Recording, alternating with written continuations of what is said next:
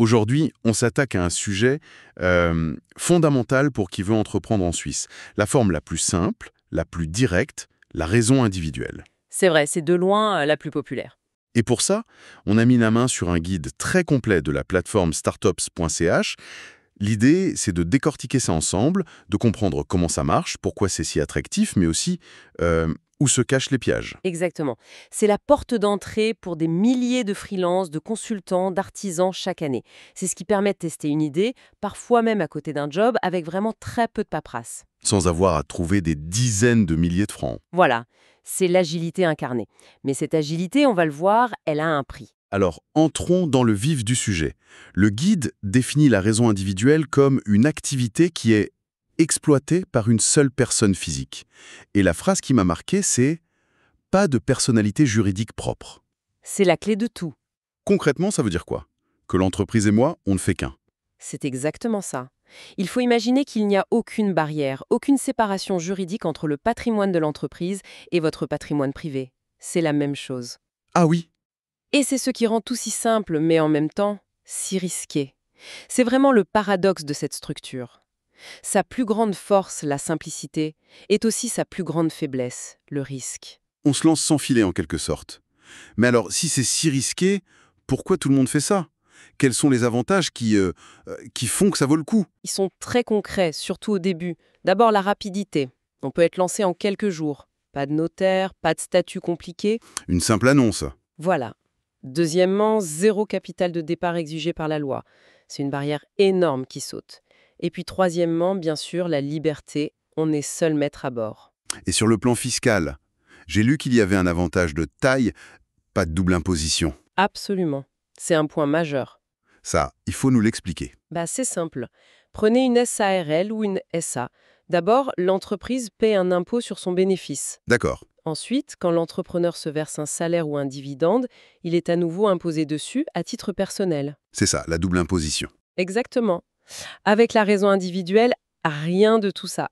Le bénéfice net de l'activité, hop, il est juste ajouté à votre revenu privé dans la déclaration d'impôt. C'est tout. C'est limpide. Donc, rapidité, coût quasi nul, liberté, fiscalité simple. Le tableau est séduisant. Mais revenons à ce risque. Vous avez parlé de risque total. C'est le point le plus important. C'est la responsabilité personnelle et illimitée. Illimité. Illimitée, ça veut dire ce que ça veut dire. Si l'entreprise a des dettes, un fournisseur, un loyer et qu'elle ne peut pas payer, les créanciers peuvent se retourner contre le patrimoine privé de l'entrepreneur. Attendez, soyons très concrets. On parle d'un huissier qui peut saisir ma voiture perso pour une facture de l'entreprise? La voiture, les comptes en banque, la maison. La maison. Absolument. Tout ce qui est saisissable. La loi ne fait aucune distinction. C'est la différence fondamentale avec une SARL, où la responsabilité s'arrête au capital de l'entreprise. C'est waouh, c'est terrifiant quand on y pense. Et ce n'est pas le seul inconvénient, si je comprends bien. Non. L'accès au crédit bancaire est souvent plus difficile. Une banque perçoit une personne seule comme plus risquée qu'une société. Et un autre point crucial, souvent oublié. Lequel?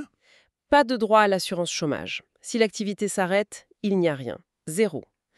C'est l'autonomie absolue, pour le meilleur et pour le pire. On comprend mieux l'équilibre. Bon. Admettons que je veuille me lancer. Qui peut le faire? C'est assez ouvert.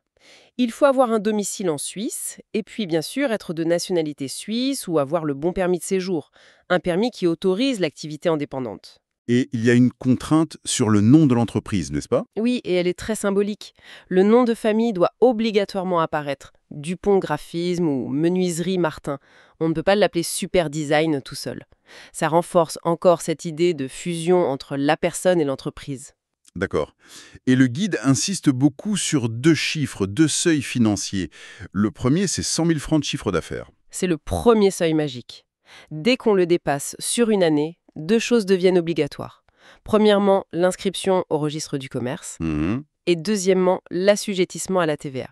En dessous, c'est facultatif. Et il y a un deuxième seuil, beaucoup plus haut, 500 000 francs. Là, on change de catégorie sur le plan comptable. En dessous de 500 000, on peut avoir une compta simplifiée.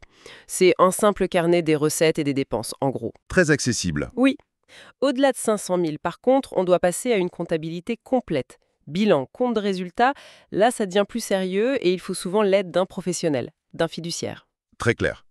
Prenons un cas concret. Une graphiste, appelons-la Sophie. Elle veut se lancer. Le guide propose 6 étapes. La première, c'est la préparation. Mais la première vraie démarche administrative, c'est quoi? C'est l'étape 2. S'inscrire à la caisse de compensation AVS. C'est le moment clé. C'est là qu'on demande officiellement le statut d'indépendant. On le demande? Il ne suffit pas de le déclarer. Non, il faut le prouver.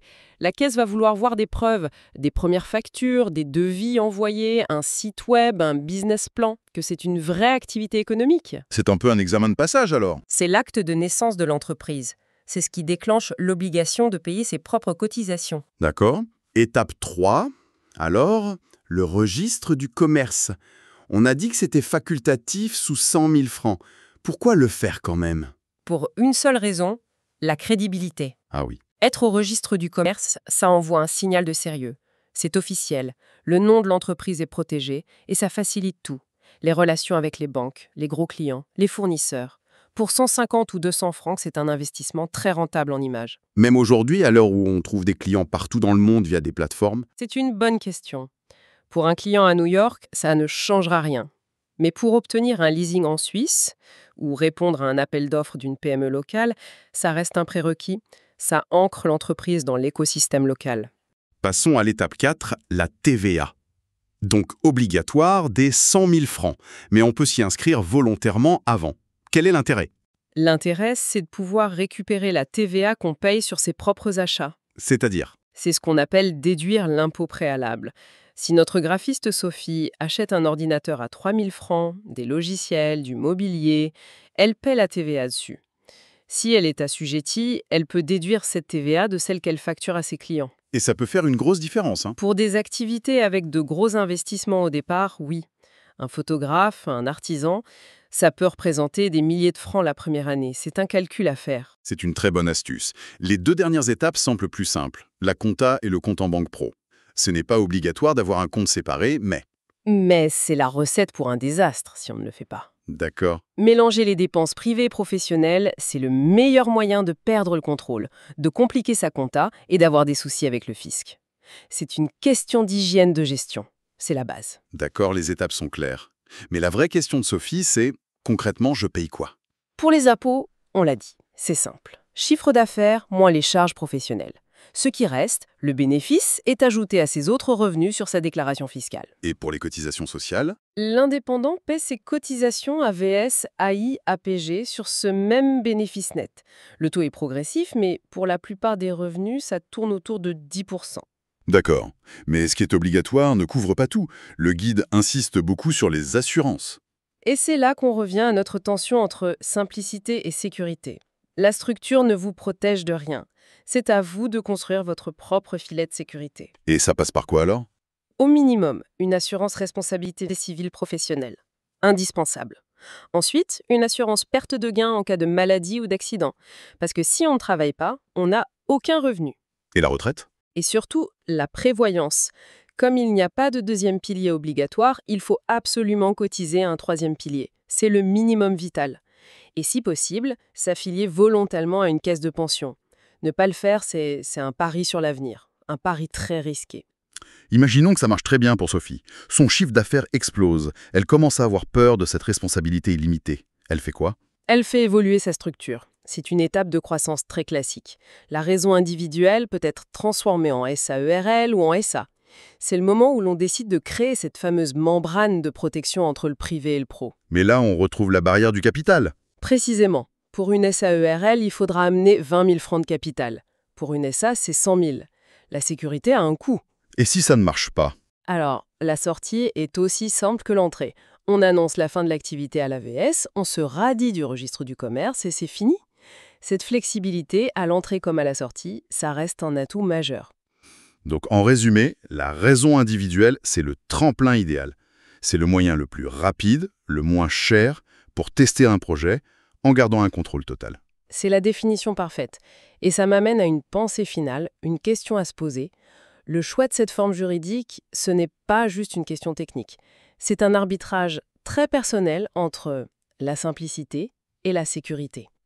La structure est simple parce que l'individu est l'entreprise. Donc la vraie question à se poser, ce n'est pas comment je fais, mais plutôt à quel moment le risque que je fais courir à mon patrimoine, à ma famille, devient-il plus important que les avantages de la simplicité. Et ça, ce n'est pas une question qu'on se pose une seule fois, Il faut se la reposer régulièrement. chaque année, à mesure que l'entreprise grandit, que les enjeux changent. C'est ça la vraie discipline de l'indépendant.